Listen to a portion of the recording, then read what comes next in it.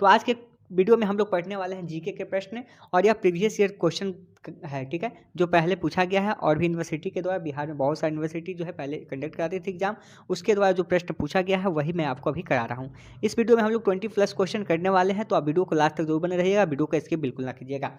और वीडियो के लास्ट में आप कमेंट करके बताइएगा कि आपने कितने क्वेश्चन सही किए हैं। तो पहला क्वेश्चन है कि एक नॉटिकल मील कितने किलोमीटर के बराबर होता है। तो देखिए इसका आंसर क्या हो जाएगा, ऑप्शन नंबर बी हो जाएगा 1.852 किलोमीटर। एक नॉटिकल मील जो होता है वह कितने किलोमीटर के बराबर होता है, तो 1.852 किलोमीटर के बराबर होता है। चलिए अगला प्रश्न है कि जहाँ तक सूर्य की दूरी का प्रश्न है, देखिए सूर्य से पृथ्वी की दूरी है यह 14.98 करोड़ किलोमीटर है। अगर पृथ्वी से सूर्य की दूरी की बात करें तो 14.98 करोड़ किलोमीटर है, और अगर औसत दूरी की बात करें तो 15 करोड़ किलोमीटर है, ठीक है। तो यहाँ पे पूछ रहा है कि जो सूर्य से पृथ्वी की दूरी का प्रश्न है वह किसके बीच में स्थित है, तो यह दूरी किसके बीच में, शुक्र और मंगल ग्रह के बीच में स्थित है। ऑप्शन नंबर बी हो जाएगा। क्लियर। चलिए अगला प्रश्न देखते हैं 58।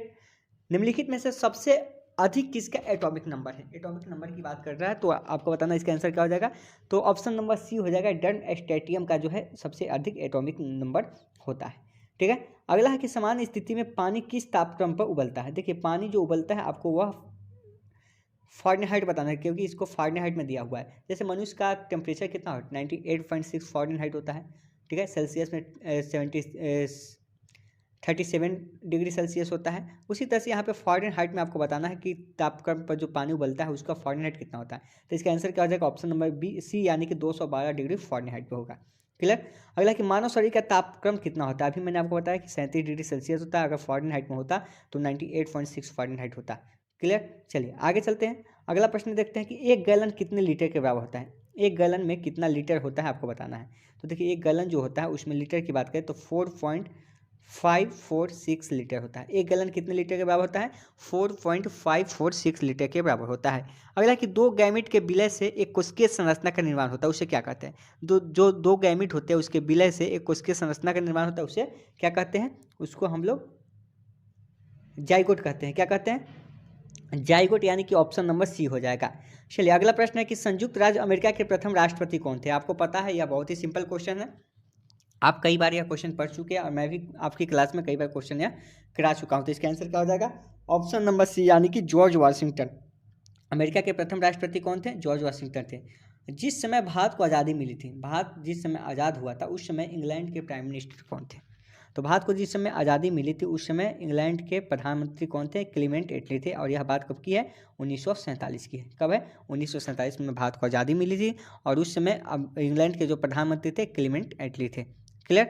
चलिए अगला कि भारत के संविधान सभा के अध्यक्ष कौन है। तो देखिए जो भारतीय संविधान सभा है उसके अध्यक्ष की बात करें तो इसका आंसर क्या हो जाएगा, ऑप्शन बी, यानी कि सच्चिदानंद सिन्हा हो जाएगा, ठीक है। यह अस्थायी सदस्य थे। चलिए अगला प्रश्न देखते हैं। अगला है कि म्यांमार देश की राजधानी कहाँ है। देखिए म्यांमार का पुराना नाम वर्मा है। अब आपको बताना है कि इसकी राजधानी क्या है। देश और राजधानी से भी आपका प्रश्न बनता है, जैसे भारत की राजधानी कहाँ है, नई दिल्ली है। पाकिस्तान का कहाँ है, इस्लामाबाद है। वैसे श्रीलंका का कहाँ है, जयवर्धनेपुर है। ऑस्ट्रेलिया का कहाँ है, कैनबरा है। तो ऐसे प्रश्न आपसे पूछे जाएंगे, वह भी प्रश्न मैं आपको करवा दूंगा टॉपिक वाइज। कुछ डेट और कुछ जो है नदियों से संबंधित नाम भी पूछे जाते हैं, तो मैं सारे क्वेश्चन आपको टॉपिक वाइज करा दूंगा। अगला है कि म्यांमार देश की राजधानी कहाँ है, तो इसका आंसर क्या हो जाएगा, नयपतिया, ठीक है, नयपतिया हो जाएगा। अगला कि राजतरंगिणी पुस्तक के लेखक कौन है। देखिए राजतरंगिणी पुस्तक है, उसके लेखक की बात करें तो एक कश्मीरी इतिहासकार है, ठीक है, और उनका नाम क्या था, कलहन, ठीक है, ध्यान रखिए कलहन थे। कौन थे, राजतरंगिणी पुस्तक के लेखक कौन है, कलहन है। अगला प्रश्न है विश्व आत्मभूमि दिवस किस दिन मनाते हैं। देखिए जैसे राष्ट्रीय युवा दिवस कब मनाया जाता है, भारतीय प्रवासी दिवस कब मनाया जाता है, 9 जनवरी को मनाया जाता है। ऐसे ही 1 मई को मजदूर दिवस मनाया जाता है, 15 जनवरी को थल सेना दिवस मनाया जाता है, 30 जनवरी को सत्य अहिंसा दिवस मनाया जाता है। तो ऐसे प्रश्न आपको मिलेंगे, और मैं पहले भी करा चुका हूँ, और अब की बार भी मैं यहाँ पे आपको डेट और सन से संबंधित प्रश्न जो है करा दूंगा। तो इसका आंसर क्या हो जाएगा, ऑप्शन नंबर ए, यानी कि 2 फरवरी को। अगला कि भारत का राष्ट्रीय जलीय जीव कौन है। बहुत ही सिंपल प्रश्न है, और इस प्रश्न का आंसर आप सभी दे पाएंगे।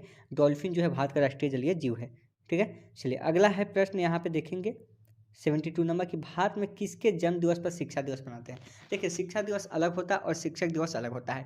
शिक्षा दिवस हम लोग मौलाना अबुल कलाम आज़ाद के जन्म दिवस पर मनाते हैं, जबकि शिक्षक दिवस जो है डॉक्टर सर्वपल्ली राधाकृष्णन के जन्म दिवस पर मनाते हैं, जिनका जन्म दिवस कब था, 5 सितंबर को है। और भारत में शिक्षक दिवस कब मनाते हैं, 5 सितंबर को सर्वपल्ली राधाकृष्णन के जन्म दिवस पर मनाते हैं।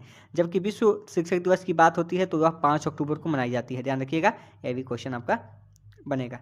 अगला प्रश्न है कि दुनिया का सबसे बड़ा दूरबीन किस देश में है। देखिए, सबसे बड़ा दूरबीन की बात करें उससे पहले पता कर लेते हैं कि दूरबीन के खोजकर्ता कौन थे। तो दूरबीन का आविष्कार किसने किया था, गैलीलियो ने किया था। कब किया था, 1605 में। किसने किया था, गैलीलियो ने। वैज्ञानिक का नाम क्या था, गैलीलियो। ठीक है, और इन्होंने 1605 में दूरबीन का खोज किया था। और दूरबीन का सबसे बड़ा देश जो है अमेरिका है। कौन है, संयुक्त राज्य अमेरिका है।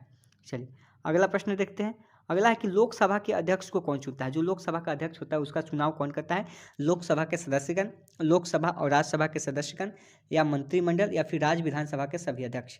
तो इसका राइट आंसर क्या हो जाएगा दोस्त, ऑप्शन नंबर ए हो जाएगा, लोकसभा के सदस्यगण।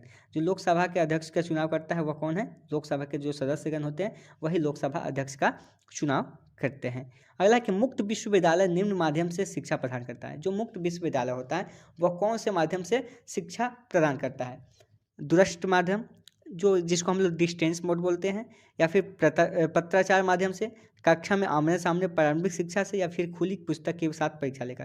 देखिए, जो मुक्त विश्वविद्यालय होती है वह डिस्टेंस मोड के साथ आपकी परीक्षा लेती है, यानी दूरस्थ माध्यम से आपकी परीक्षा लेती है, यानी आपको शिक्षा देती है। ठीक है, ऑप्शन नंबर क्या हो जाएगा यहाँ पे, बी ए हो जाएगा। ठीक है, 1 सेकेंड, इसका हो जाएगा दूरस्थ माध्यम से हो जाएगा। चलिए अगला है कि आचार्य चाणक्य एक गुरुकुल में शिक्षक थे। पहले जो शिक्षा ग्रहण की जाती थी वह गुरुकुल में ही की जाती थी। तो आपको बताना है कि आचार्य जो चाणक्य थे एक गुरुकुल में शिक्षक थे, जो कहाँ से संबंधित है, तक्षशिला से, नालंदा से, विक्रमशिला या फिर वैशाली से। तो इसका आंसर क्या हो जाएगा, ऑप्शन नंबर ए, यानी कि तक्षशिला से। कहाँ से थे, तक्षशिला से थे। ऑप्शन नंबर ए आपका करेक्ट हो जाएगा।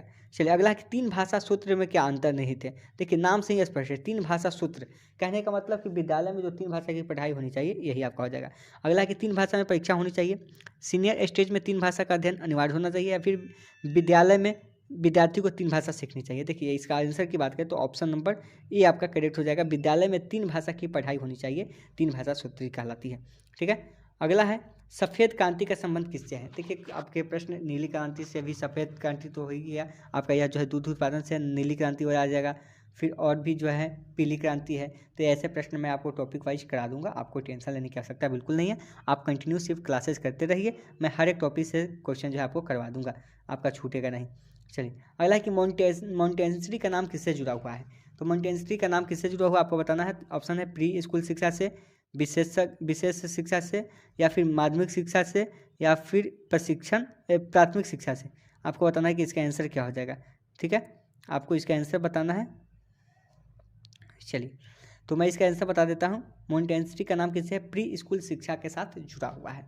तो ऐसे प्रश्न आएंगे, जैसे कि यहाँ पे कुछ दल हो गए, उसके संस्थापक हो, जैसे दयानंद सरस्वती किसके थे, कौन से दल के संस्थापक थे, आर्य समाज के संस्थापक थे, फिर ब्रह्म समाज के संस्थापक कौन थे, ऐसे प्रश्न। या फिर जो विश्व में प्रसिद्ध जो गुफाएं हैं, या भारत के जो प्रसिद्ध स्थान हैं, ठीक है, और भी बहुत सारे हैं। तो ये सारे क्वेश्चन मैं आपको करवा दूंगा, आपको टेंशन लेने की आवश्यकता बिल्कुल नहीं है। भारत में जो प्रसिद्ध स्थान कहाँ कहाँ हैं, जैसे कि अजंता की गुफाएं हो गई तो औरंगाबाद में हो गई, अजमेर का किला हो गया, फिर उसके बाद हवा महल हो गया, पंचमहल हो गया, इमाम बाड़ा हो गया। तो ये सारे क्वेश्चन मैं आपको करवा दूंगा, बस आप क्लासेस कंटिन्यू कीजिए, चैनल को सब्सक्राइब कीजिए, चैनल को लाइक कीजिए, और वीडियो को ज़्यादा से ज़्यादा शेयर कीजिए, ताकि और भी स्टूडेंट इसका लाभ ले पाएंगे। ठीक है दोस्तों।